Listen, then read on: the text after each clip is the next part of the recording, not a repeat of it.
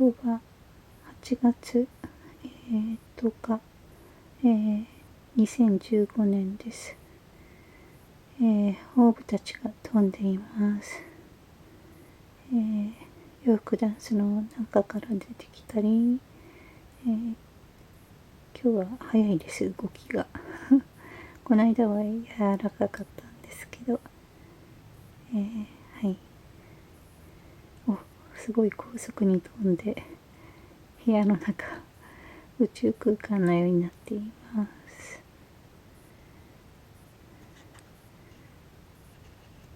先日は、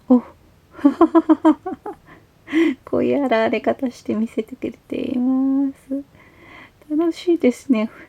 この間はとても驚いたけど、こういう現れ方もしてくれて。青い鳥族の、オーブたちと、そして、レムリアのフラ、ハワイの自然霊たちも、左の方に移っています。お部屋がとても心地よい、状態に変わってきているのは気づいていたんですけど、とても嬉しいです。彼らが参加して、くれている、そうですね、アセンションですね。私の、スピリチュアルエネジー、ハワイアンフラも彼らの、サポートが手に立っています。ありがとうございます。Thank you. マハロー。谢谢您。サイラム、サイラム、サイラム。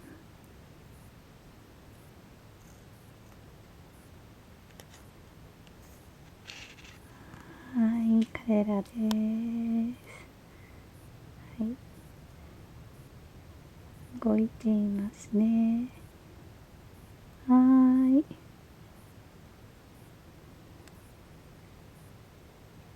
はい、動いています。